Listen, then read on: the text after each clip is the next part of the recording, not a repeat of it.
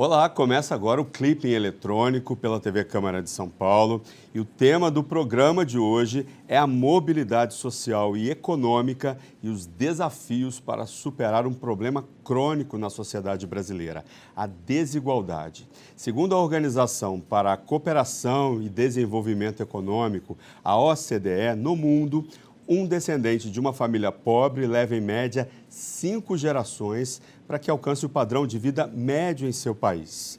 Aqui no Brasil, a estimativa é de 9 gerações. Na Colômbia, 11. E no Chile, seriam 6. E para discutir esse assunto, que tem relação com a desigualdade econômica e distribuição de poder na nossa sociedade, estão com a gente na bancada a professora de Economia da PUC de São Paulo, Cristina Helena Pinto de Mello, o professor de Direitos Humanos e Direito Constitucional da Universidade Presbiteriana Mackenzie, Flávio de Leão Bastos Pereira, e o gestor de projetos da Rede Nossa São Paulo, Américo Sampaio. Sejam muito bem-vindos, obrigado aí pela presença. Gente, vamos começar falando um pouco dessa desigualdade que existe, né? Como que a gente chegou até esse estado, né? Não sei se é de bem-estar ou se é de mal-estar social que a gente tem aqui no país hoje. O que levou a gente a chegar nessa condição que a gente tem hoje no século XXI? Quem começa? Bom, eu acho que a gente já começa uma sociedade desigual na Lá época atrás da colonização. Okay. O que a gente fez foi não reverter essa desigualdade, não criar mecanismos de inclusão, não construir essa inclusão social ao longo do tempo e agravar ao longo do tempo como resultado das nossas escolhas, né? Quais foram as nossas escolhas certas e erradas? Aí, eu acho que a principal foi com relação à questão da educação, né? Ela nunca foi uma prioridade no sentido de estratégia, de alocação de recursos, de ter uma intencionalidade numa formação pública de maior inserção, uma educação pública de qualidade.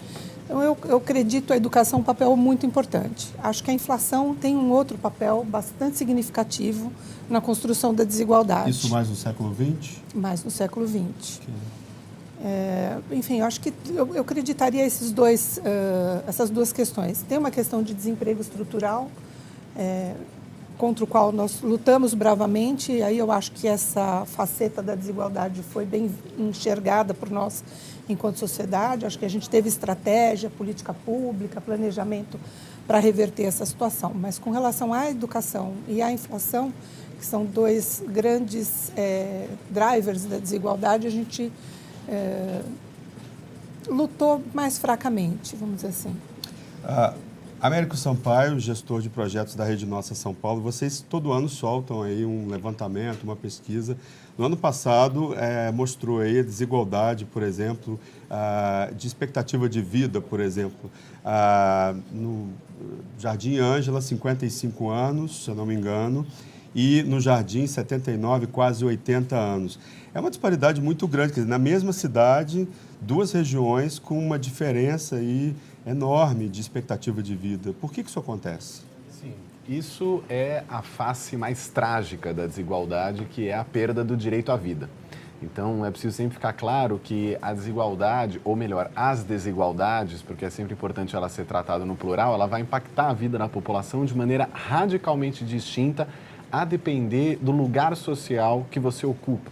Então, esse levantamento que nós fazemos analisa os indicadores sociais dos 96 distritos da cidade de São Paulo, e um deles é o tempo médio de vida. Então, na prática, nós temos um gap, uma distância de 25 anos entre quem mora num bairro nobre, como os Jardins, e quem mora num bairro pobre, como o Jardim Ângela. Esse gap, ele é basicamente intensificado pela ausência de políticas públicas. Então, elementos como segurança, não ter direito à segurança, saúde, saneamento básico, mobilidade e acesso à oportunidade de trabalho, tudo isso vai fazer que, com o tempo, a população mais pobre da sociedade que vive nas periferias urbanas vão ter uma restrição do seu direito à vida, gerando aí uma perda de 25 anos na vida dessa população, o que é algo sem nenhuma justificativa sob qualquer aspecto. A violência, os assassinatos aí influenciam muito nesse índice também, né?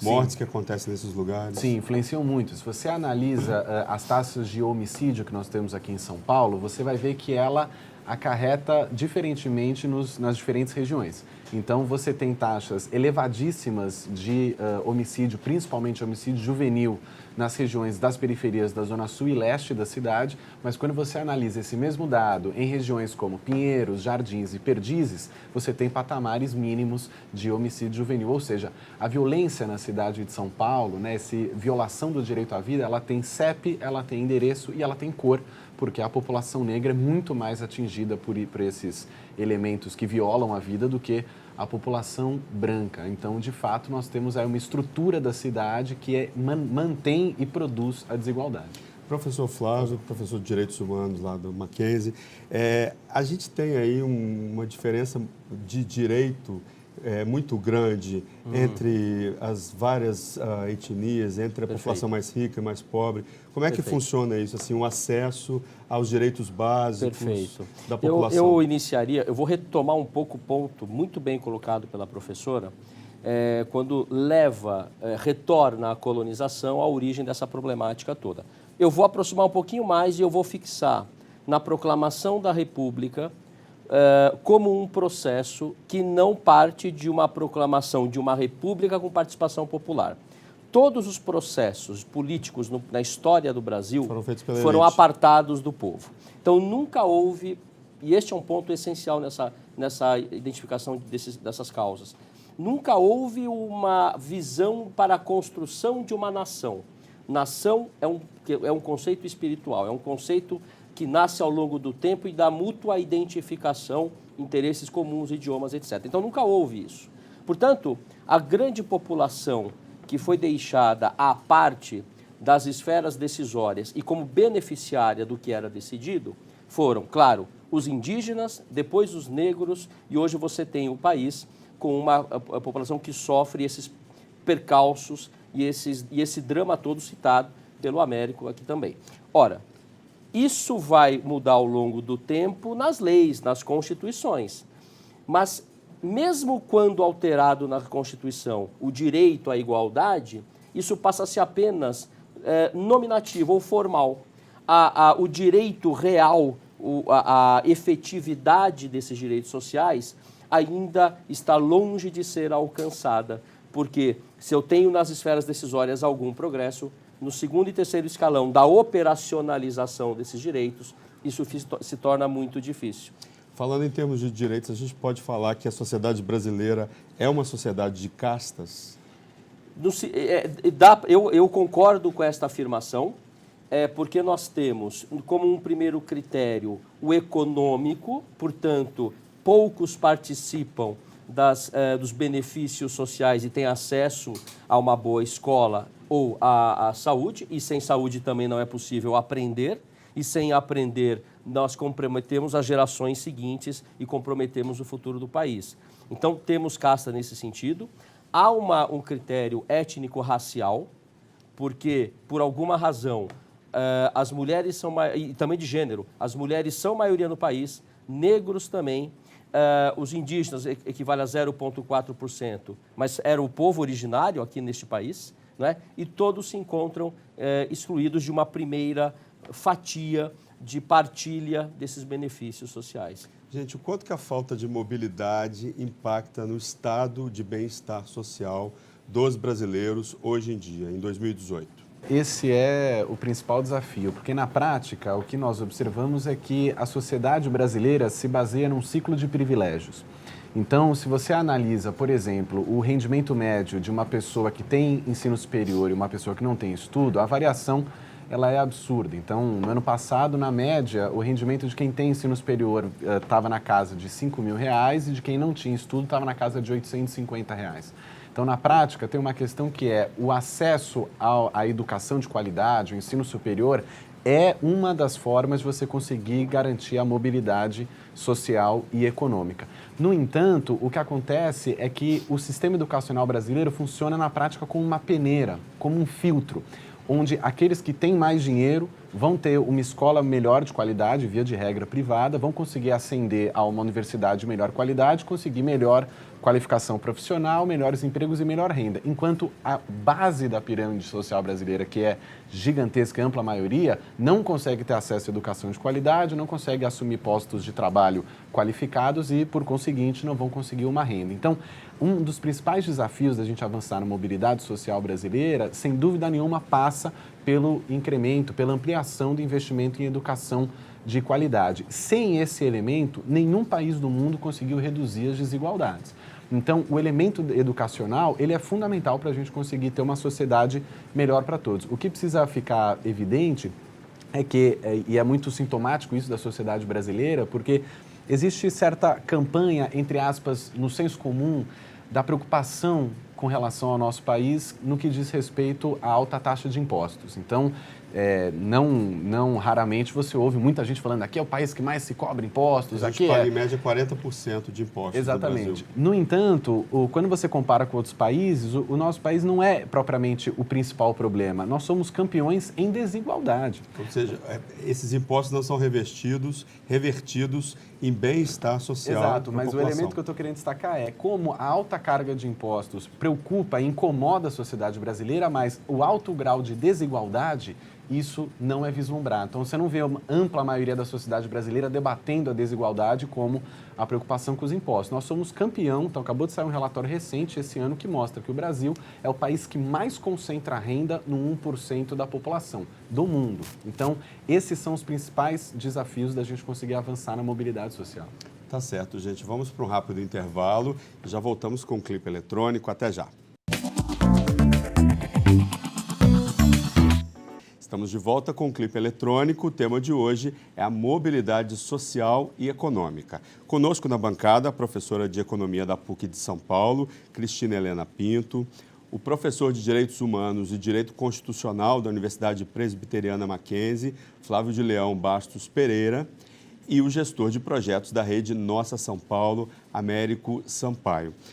Eu queria retomar essa discussão, né, da mobilidade social, falando a questão do estado de bem-estar social, né, da percepção do estado de bem-estar social. Né? A senhora estava falando agora no intervalo que essa percepção ela só existe quando existe diferença. Né? Exatamente.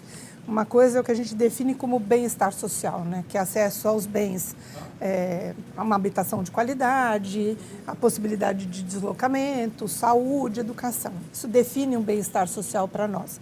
Agora, a percepção de bem-estar social ela é muito diferente do bem-estar social objetivo, porque ela depende de você perceber uma diferença. Quando todo mundo tem a mesma condição, é difícil você perceber que você tem uma qualidade de vida melhor. Então, os marcadores sociais da diferença, eles permitem uma percepção de maior bem-estar. Você está melhor do que o outro. As nossas percepções não são absolutas, são muitas vezes relativas. Né? Então, uma das, acho que, maiores vilezas da desigualdade é que quando você tenta movimentar o tecido social, as pessoas perdem a sua posição. Né? Elas perdem o seu referencial de diferencial e elas brigam com essa movimentação como se elas tivessem sido, de certa forma, atacadas. Isso gera muita resistência. Né? Então, isso explica muito os movimentos recentes, ultimamente. Um descontentamento. Mesmo a vida melhorando, né? Mesmo você tirando pessoas da linha da miséria, mesmo você lutando contra a questão do nível de renda, não exatamente da desigualdade, você movimentou o tecido social e a percepção não foi uma percepção de bem-estar. Né? Foi uma percepção de mal-estar.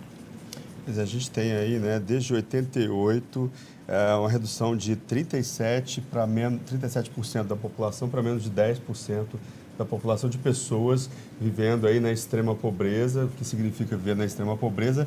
Vivendo com menos de R$1,90 por dia, que dá aí pouco mais de R$6, R$7 no Brasil. Né? A senhora acha que essa inclusão aí, o que pode ter causado aí nesses 15, 20 anos? Olha, teve uma intencionalidade governamental de reduzir essa miséria, né, a miserabilidade. Então, em que pese que essa intenção governamental ela foi mais numérica do que qualitativa, né, do meu ponto de vista, ela logrou resultado num tempo muito curto de tempo, né? E aí esses números eu acho que expressam um pouco essa intencionalidade. Então, os programas de governo foram bem sucedidos no sentido de combater a miséria e de promover essa inclusão. Mas o próprio tema diz, né? São 9 gerações para você conseguir mudar de fato esse tecido social no Brasil. Então, você tirar a pessoa da condição de miserabilidade não significou tirar ela da condição social na qual ela está incluída. Américo, o que é preciso ser feito, além de reduzir esse número, né?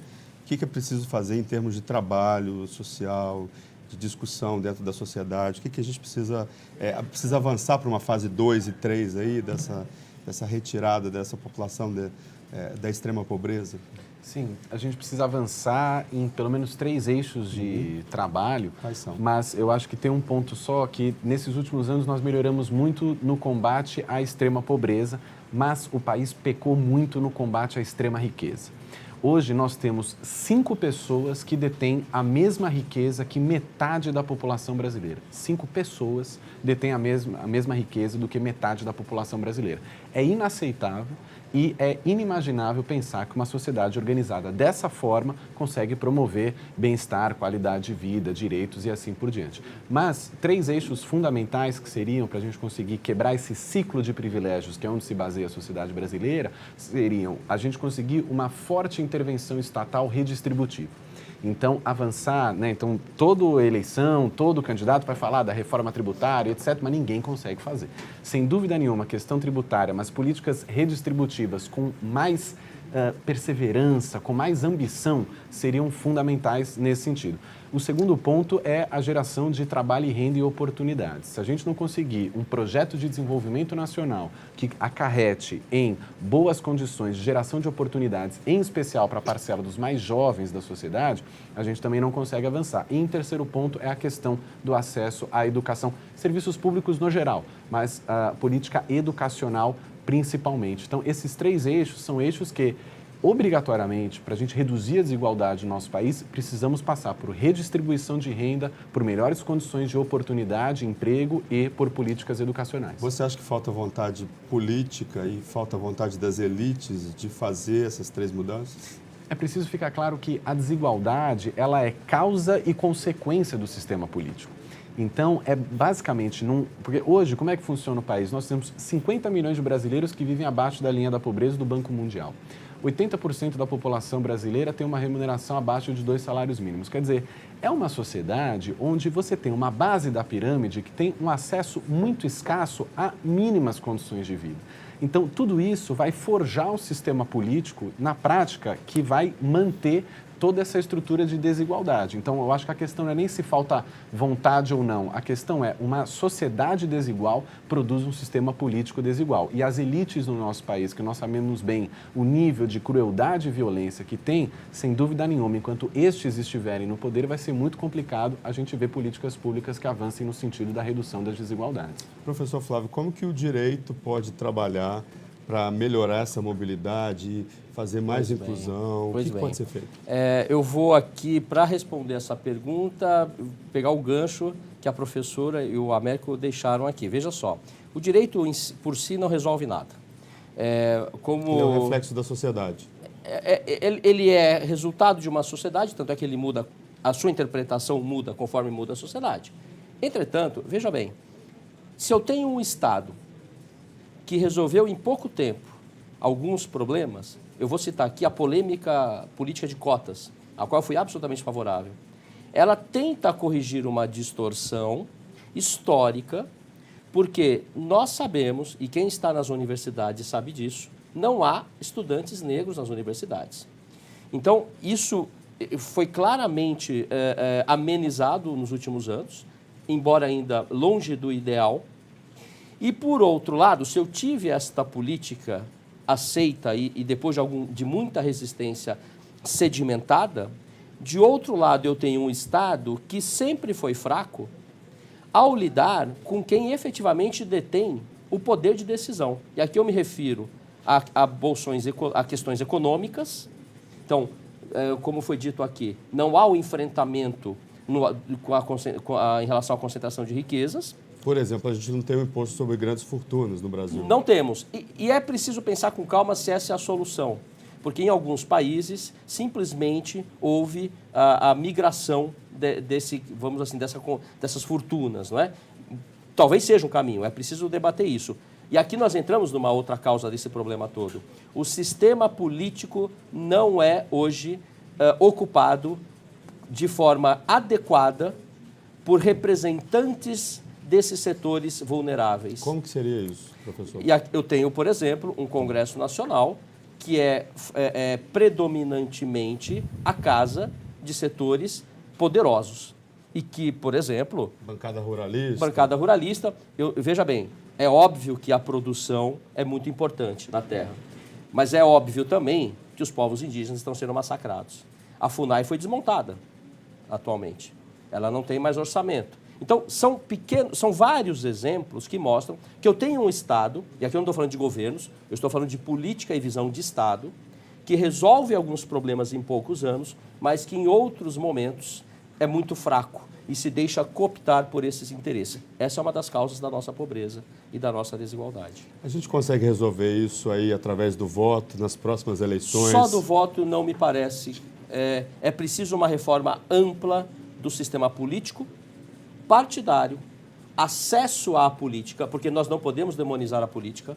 É só por meio da política que chegaremos a uma solução e a uma composição social. É preciso um pacto dos brasileiros em torno do seu próprio país, não é? Vamos resolver isso, vamos lutar para isso, e isso deve se refletir num novo sistema político que dê acesso a mais mulheres na política. Nós não temos um indígena hoje no Congresso. Tivemos o saudoso cacique Juruna, que fez história no que país. Era famoso e que lutou muito. Então, nós precisamos rever a distribuição e a equação de cargos nos mandatos, né, eletivos, e para isso é uma ampla reforma. E eu não vejo qualquer debate sobre isso. O que nós estamos vendo hoje, por exemplo, entre os candidatos, são colocações falsas, mentirosas, superficiais, que não adentram as causas desses problemas todos. Vocês acreditam que...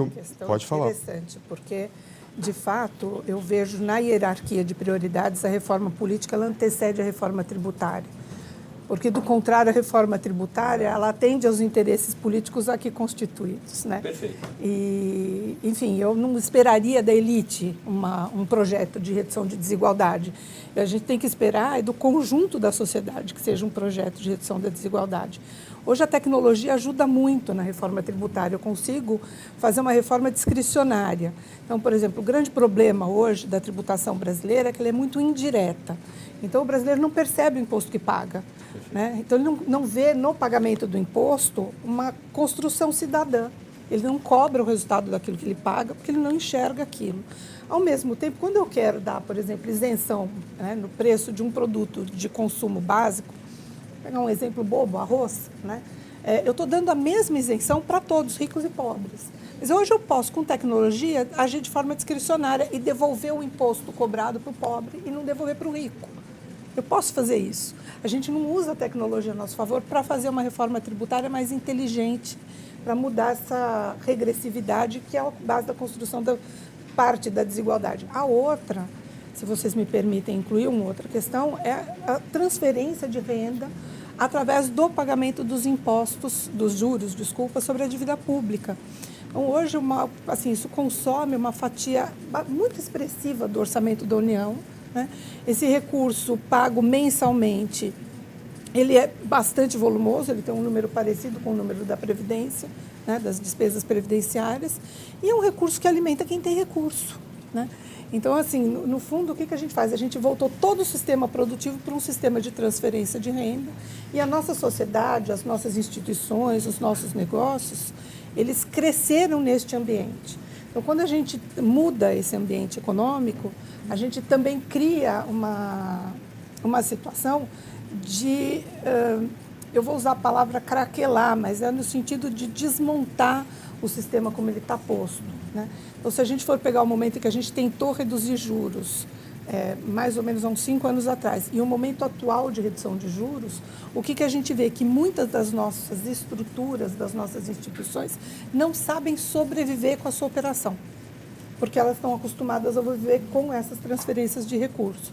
Então, assim, é uma mudança muito mais dramática que a gente precisa fazer do ponto de vista econômico, e a intencionalidade dessa construção tem que partir de um redesenho político, que isso tem que vir antes. Se fosse para a gente deixar uma mensagem para um novo presidente, eu acho que essa deveria ser uma prioridade. Perfeito. Tá certo, gente. Vamos para um rápido intervalo e já voltamos com o clipe eletrônico. Até já.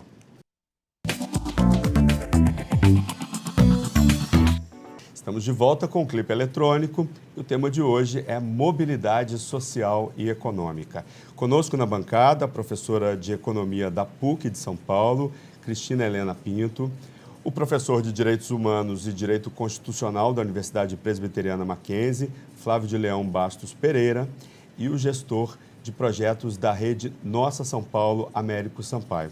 Gente, eu queria retomar nesse bloco a questão da educação, né? A gente tem alguns exemplos lá fora.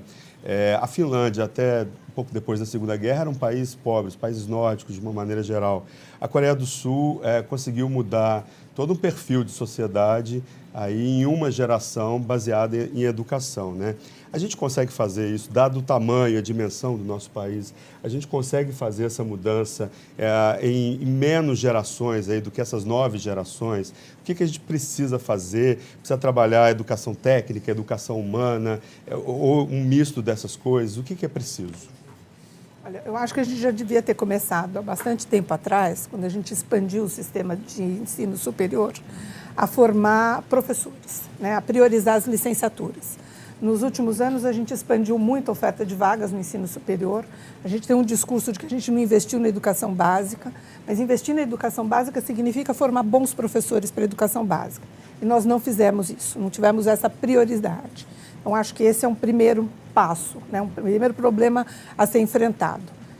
Olhar para essa situação e formar novos professores. A segunda é que, quando a gente fala de educação, a primeira decodificação que a gente faz é transferir habilidades e competências para uma inserção no mercado de trabalho. Ora, isso muda a posição de renda do indivíduo, porque ele vai ter um acesso a uma renda maior, mas não muda o olhar social dele, ele não se vê mais cidadão e não enxerga o outro cidadão a partir dessa formação. Então, uma formação técnica, ela é necessária, mas ela não é suficiente, né? A gente precisaria ter, no processo de formação dessas pessoas, uma educação mais humanista. Como que a gente poderia trabalhar essa educação mais humanista hoje no país?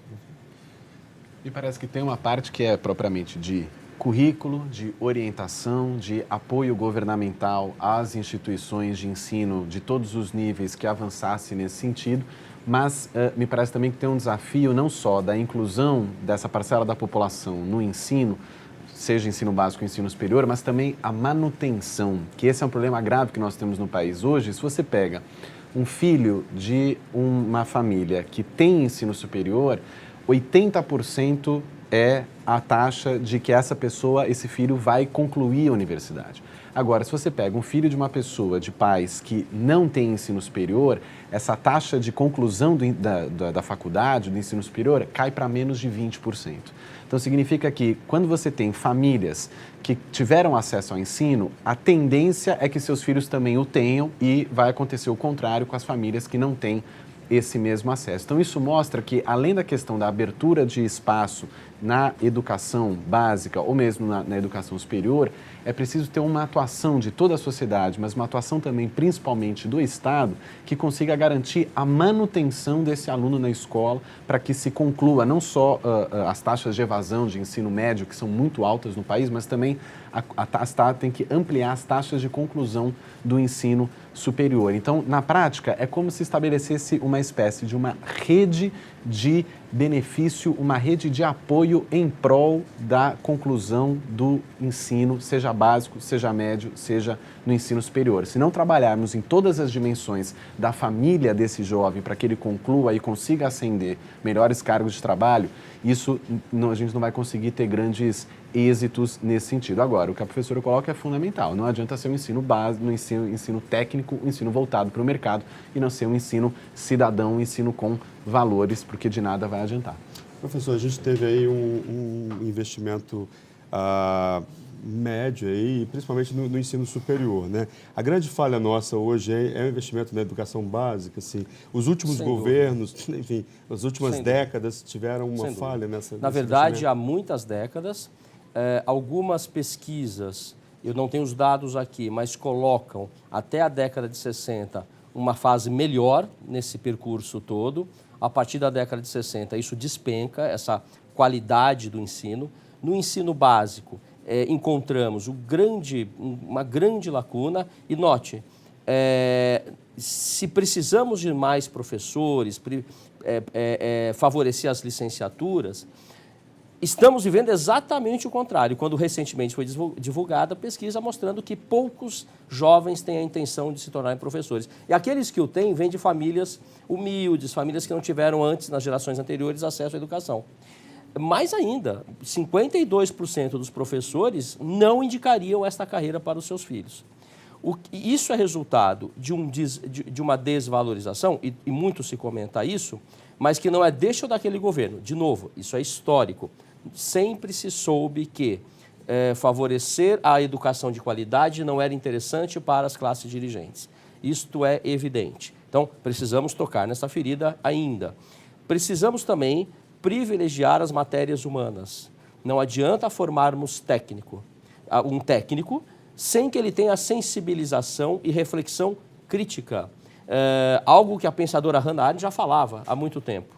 E mais, isso mostra por que você tem um grande profissional num departamento de marketing, numa grande empresa, que lança uma campanha publicitária ofensiva a mulheres, a negros.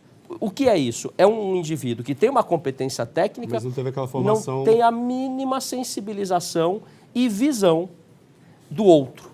E um dos grandes problemas da desigualdade e da pobreza no Brasil é a invisibilidade do outro, a falta de alteridade do ponto de vista individual, a falta de efetivamente se redistribuir as riquezas. Isso só vai ser resolvido quando os brasileiros resolverem partilhar e compartilhar.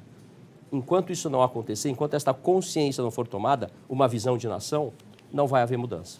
Vou dar um exemplo aqui para vocês, né?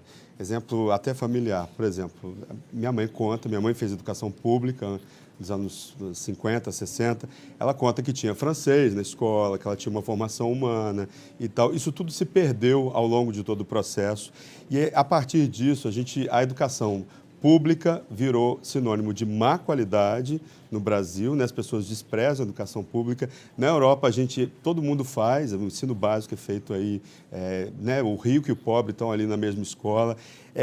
Essa desvalorização da educação pública de qualidade, isso ajudou a aumentar essa mobilidade, essa falta de mobilidade social no Brasil. Quanto que a gente pode investir na educação pública nos próximos anos para que isso diminua? Não, sem dúvida, a desvalorização da figura do professor, ele é um elemento que aprofunda a desigualdade. Agora, me parece que é importante destacar que não é propriamente que essa valorização que outrora teve o país de reforço da importância do papel do professor, não é necessariamente que se perdeu, mas sim termos clareza de que a desigualdade no país ela é um projeto político.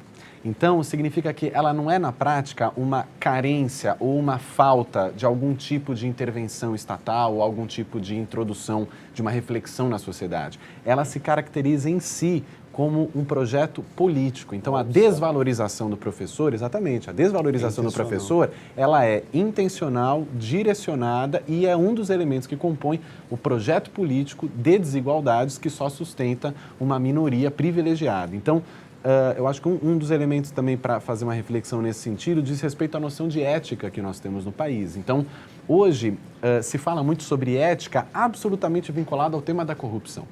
Então, se fala, somos éticos porque não rouba, porque sou contra a corrupção, etc.